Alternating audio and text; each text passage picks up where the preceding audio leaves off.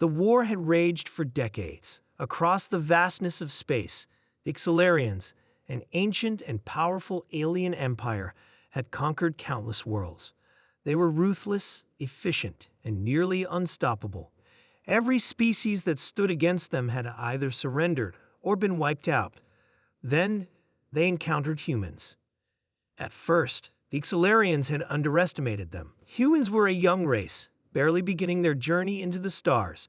They had no advanced weapons, no vast fleets, and no interstellar colonies, just a single fragile homeworld called Earth. But they had something far more dangerous: resilience. The war should have been over in months. Instead, it dragged on for years. The Xalarians bombed Earth, destroyed cities, and eliminated millions. But humanity did not break. They rebuilt, they adapted, and worst of all, they learned. Every time the Xalarians deployed a new strategy, humans countered it. Every time they launched an overwhelming attack, humans found a way to fight back. The war was no longer one of conquest. It had become a battle for survival, and the Xalarians were realizing something terrifying: humans would never surrender. General Vorthek, supreme commander of the Xalarian war effort, sat in his command ship, staring at the latest battle reports. His forces had suffered another humiliating defeat.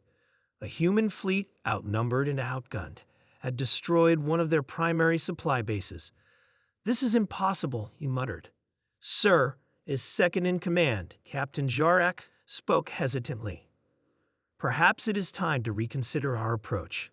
"Explain." Vorthek turned his cold, reptilian eyes toward him. Jarak hesitated before speaking. "The humans, they fight differently. Every species we have encountered before either surrenders or dies. But humans, they adapt. They do not break. They do not stop." Vorthek growled, "Then we shall simply keep killing them until they do." Jarak took a deep breath. "That is the problem, sir. It is not working." Vorthek's claws tightened around the edge of his command console. "What are you suggesting?" Jarak exhaled. "We need to understand them. We need to understand why they fight the way they do." The Xalarians captured a human soldier, a young man named Daniel Carter. He was brought before the High Command, restrained but unbroken. His uniform was tattered, his body bruised, but his eyes burned with defiance. Vorthek studied him for a long moment before speaking. "You are defeated. Your world is dying. Why do you continue to fight?"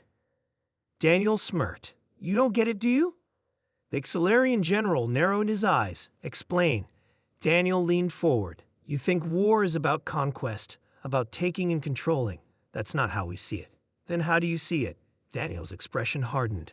"For us, war is about survival. You attacked our home. You killed our families. And now we'll fight you until the last human breathes." Vorthek stared at him. "That is foolish. You cannot win." Daniel shrugged. "Maybe, but we'll make sure you don't win either." Vorthek felt an unfamiliar sensation: doubt. Months passed, and the war raged on. The Xalarians had superior technology, but humans had something else: an unwillingness to die quietly.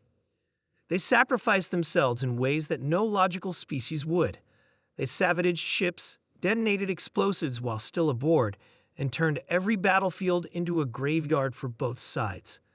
The Xalarians had seen death before. They had killed billions, but they had never seen warriors who fought as if death itself did not matter. It was unsettling. Then something even stranger happened. Xalarian soldiers began hesitating. They started questioning orders. There were even rumors of some refusing to fire upon human civilians. Vorthek confronted one of his officers, a young warrior named Corvin. "Why did you not execute the prisoners?" Corvin shifted uncomfortably. "Sir, they were defenseless. They were different." "Different how?" Vorthek growled. Corvin hesitated before answering. "They were not afraid." Silence filled the room. Then Vorthek spoke, almost to himself. "We don't kill humans." The Xalarians did not surrender, but they stopped fighting. Without an official order, without any treaty, they simply withdrew. Their fleets vanished from human space. Their armies left occupied worlds. They abandoned the war as if it had never happened. And no one knew why. For years, scholars and historians debated the reasons. Some believed the Xalarians had suffered too many losses. Others thought there had been political turmoil within their ranks. But the truth was far simpler. The Xalarians had conquered thousands of species. They had slaughtered entire civilizations. But they had never encountered a species like humans, creatures who refused to be broken, who fought not for power, but for each other. The Xalarians were an ancient race, but for the first time in their long history, they had learned something new. They had learned fear. And so, they left, whispering the words that would echo through the galaxy for centuries to come. We don't kill humans.